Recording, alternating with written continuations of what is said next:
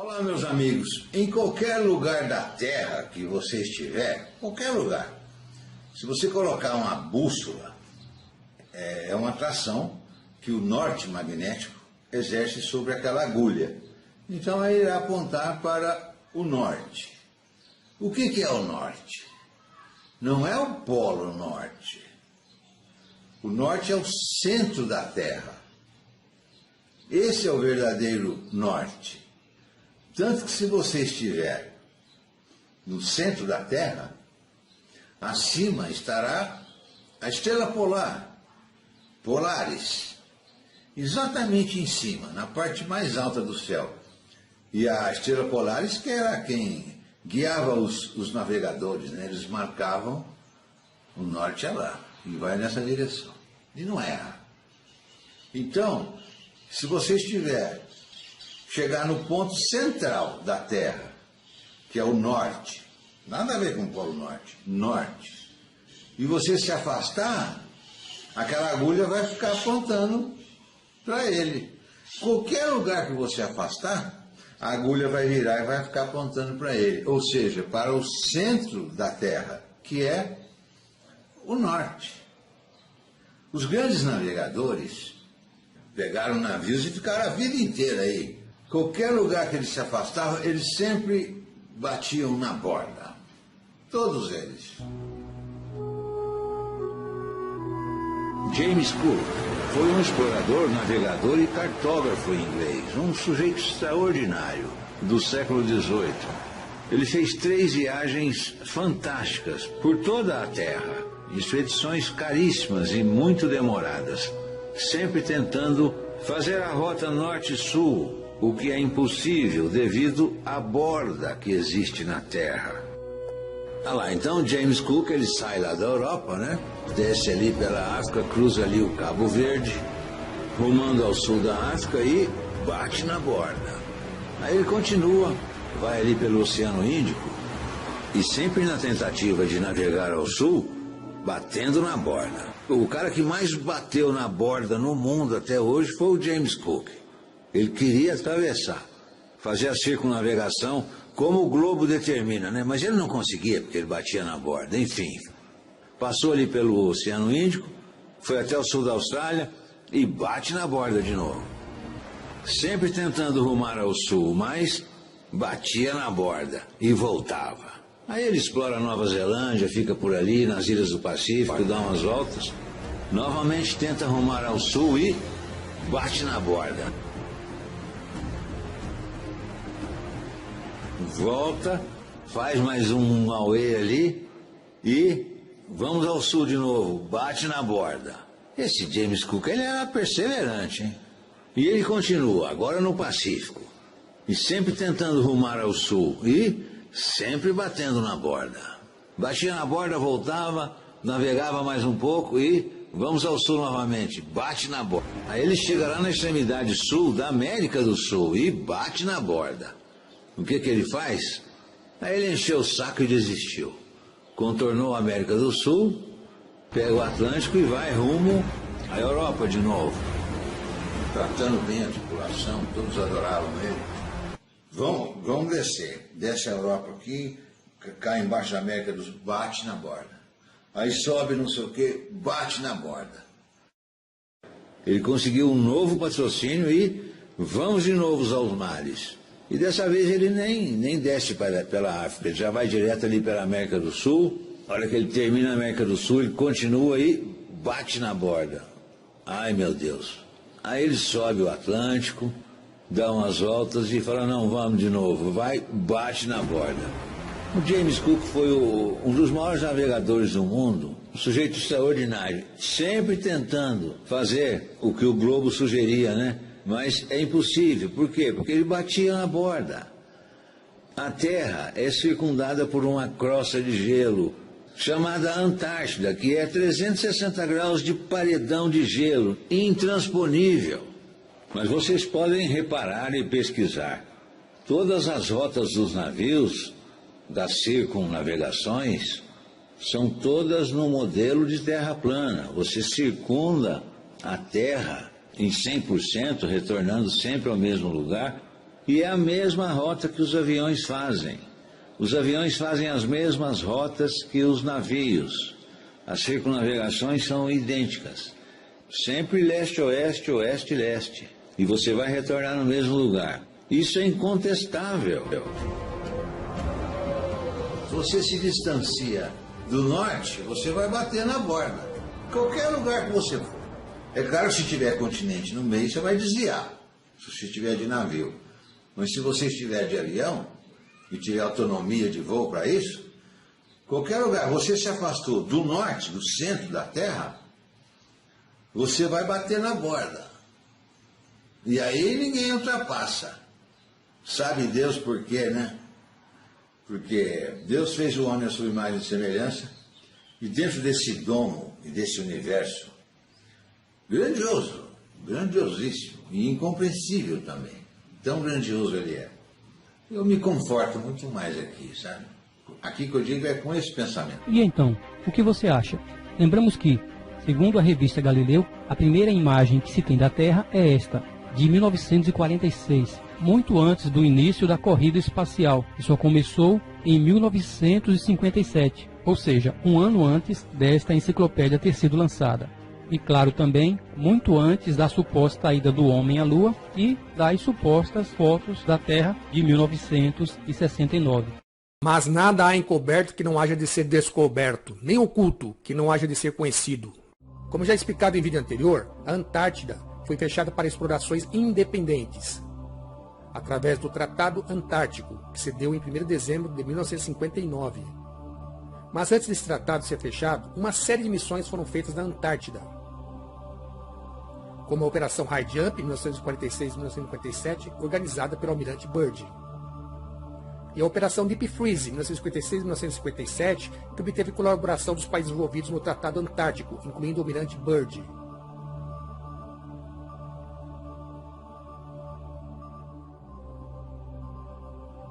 Toda essa movimentação na Antártida resultou em ações estranhas e, no mínimo, suspeitas com relação aos países envolvidos.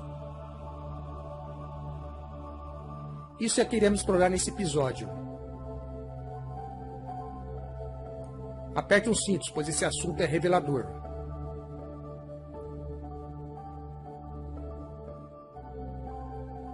O Almirante Byrd foi na Operação High Jump de 1956 até 1947. E na Operação Deep Freeze em 1955 até 1956. Então ele morreu em 11 de março de 1957. Então, o Tratado Antártida toma lugar pouco tempo depois da morte dele, o Almirante Byrd.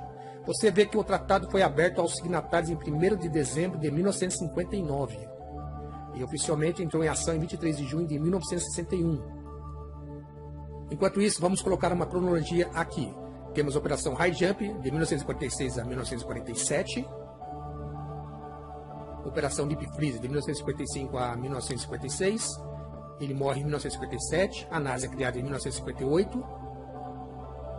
Então, depois da Operação Deep Freeze, e seja lá qual foi a doideira que aconteceu lá, Byrd saiu de lá, deixou a Antártida. E o Tratado Antártico é formado. E é colocado em ação em 1961.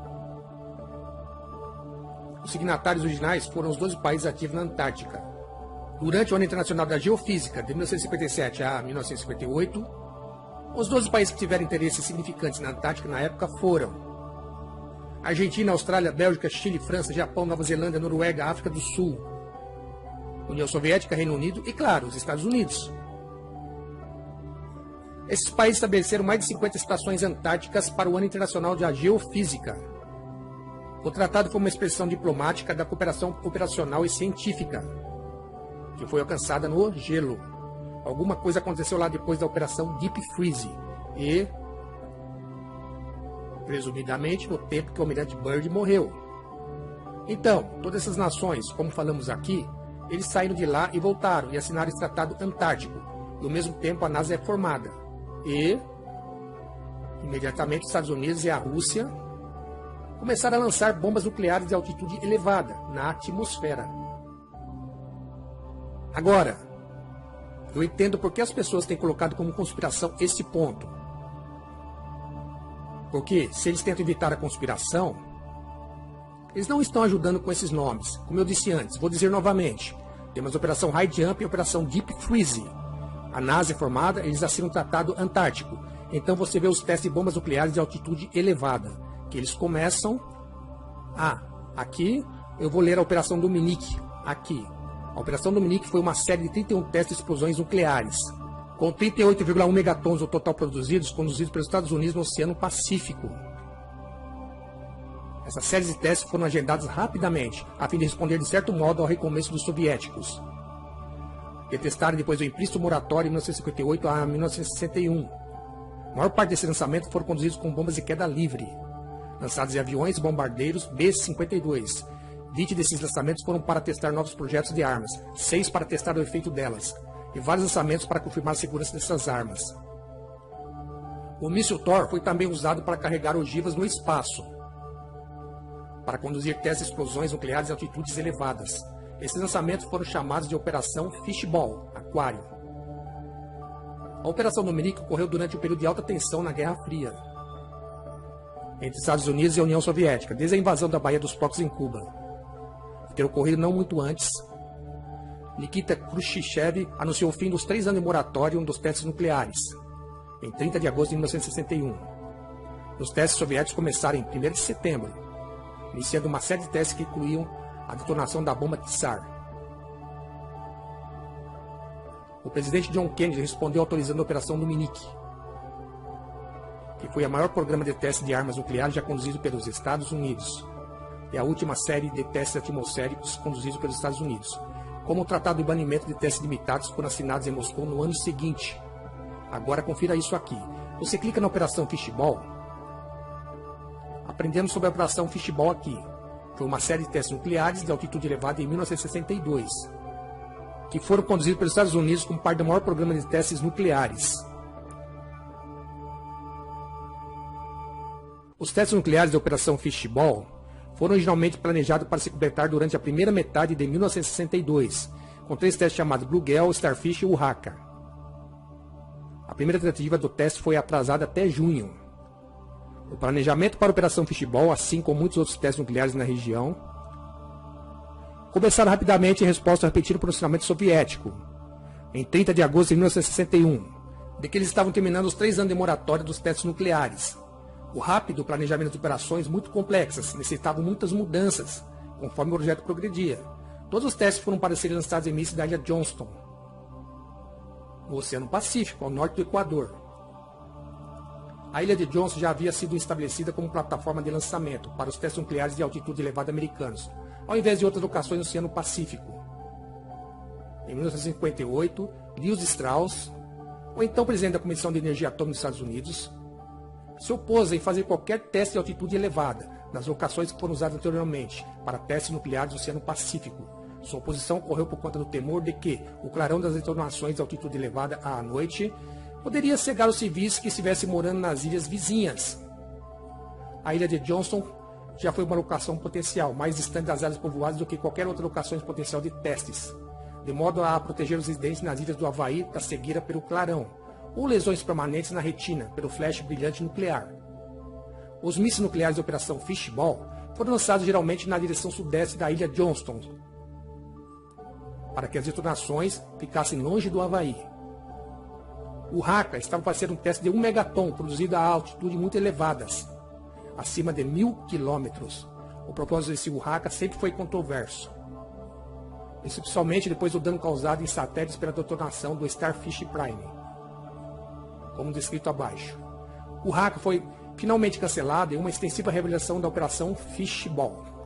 Foi feita durante uma pausa das operações por 82 dias, depois do desastre da Bluegill Prime, de 25 de julho de 1962, como descrito abaixo. Você pode ir e ler sobre Kingfish. Ok, nós temos a Operação Dominique, dentro do qual nós temos a Operação Fishball. Agora, vestindo um capacete de alumínio, vamos brincar na conspiração aqui? Os terraplanistas afirmam, e eu acredito ser uma afirmação razoável, que esse modelo for verdade, então temos um círculo. O círculo da Terra é descrito na Bíblia, cercado pela Antártica, o círculo externo. que tem de 61 a 92 metros de muralhas de gelo, um penhasco, que mantém tudo dentro dela. Consequentemente, a operação High Jump, tradução, pulo alto, para superar essa muralha. Então, isso me parece, pelo menos da perspectiva da Terra plana, que provavelmente, durante a operação Deep Freeze, eles talvez tenham achado a borda do domo, presumidamente algo entre 1287 a 1930 km adentro no gelo. Então eles colocaram esse tratado e ninguém pode voltar, exceto quando eles expressam as orientações na comunidade internacional que assinou o tratado. Então, os Estados Unidos e a Rússia encarregam-se de fazer os testes nucleares em altitudes elevadas. Nos Estados Unidos, chamam seus testes de Operação Dominique, dentro do qual temos a Operação Fishball, Operação Aquário. Agora, mantenha isso em mente. Isso tudo está acontecendo quando você vê o registro da Operação Dominique. Você vê datas diferentes, onde em 1962, estamos falando de 1962 em maio. Vemos todas essas bombas disparadas, 25 de abril de 1962, 27 de abril, 2, 4, 6, 8 e 9 de maio, 11, 12, 14, 19 de maio. Etc, etc, etc. Isso tudo antes do presidente Kennedy falar num discurso sobre o espaço. Eu acredito que muita gente não percebeu que a nossa primeira parada tentativa não foi a Lua. Mesmo antes da tentativa da ida à Lua, eles já estavam enviando sondas e de repente, depois disso tudo, mantenha isso em mente. Operação High Jump, Operação Deep Freeze, Almirante Byrd morre, a NASA é fundada. O Tratado Antártico é assinado. Operação Dominique e Fishball, surte efeito. E se você notar no discurso do presidente Kennedy, ele está falando que eles já possuem sondas indo para Vênus. And now, if America's new spacecraft succeeds in reaching Venus, we will have literally reached the stars before midnight tonight. Espera aí. Nós já estávamos mandando coisa para Vênus e Marte. Não tínhamos nem ido à Lua ainda e nem fomos. Então eu estava pesquisando sobre isso no site. E você pode ir nesse site, começa de baixo para cima. 4 de fevereiro de 1961. Vejam, estava enviando sondas, a Sputnik 7 da Rússia. Enviou essa sonda para checar Vênus. O estágio final do foguete carregando o Sputnik 7 em órbita falhou e a espaçonave não foi capaz de alcançar a trajetória necessária para transportá-lo para Vênus. Temos a sonda Venera 1. A Rússia enviou outra sonda em 12 de fevereiro de 1961 e perderam a comunicação enquanto estava a caminho de Vênus. Então, a NASA enviou a Mariner 1 em 22 de julho de 1962. Agora, isso ocorre em meio às operações Dominique e Fishball. Eles enviaram uma sonda que iria checar Vênus. O foguete saiu do curso e foi destruído por controladores da Terra. Então a Rússia enviou outra sonda, a Sputnik 19, em 25 de agosto de 1962. A espaçonave entrou em órbita na Terra, mas os foguetes do último estágio falharam. A Sputnik 19 não foi capaz de alcançar sua trajetória para Vênus. Ela se reentrou na atmosfera da Terra 3 dias depois. E na NASA, em 27 de agosto de 1962, essa é a sonda Mariner 2. Foi a primeira espaçonave que com sucesso voou por Vênus, uma altitude de 34.773 km. A espaçonave descobriu temperaturas e blá blá blá blá. Então isso aconteceu durante o período de tempo entre 27 de agosto de 1962 até 14 de dezembro de 1962, onde tivemos o presidente Kennedy em discurso, em 12 de setembro de 1962. É sobre isso que se refere esse site. Temos bastante coisa aqui por fora. E você pode ver sobre os outros. Checar Vênus, acredito ter Mercúrio também. E as tentativas de enviar sondas a Marte. Isso tudo antes de querer ir à Lua. Então, isso me parece que o que quer que tenha acontecido na Antártida. Um cara do governo talvez ficou nervoso, animado, tanto faz. Ele disse, ok, o que está acontecendo? Nós olhamos pelos telescópios e vemos nossos chamados vizinhos, Vênus e Marte, pelos telescópios. E nossa hipótese é que o sistema solar está montado no modelo de Copérnico. E, mais ainda, talvez,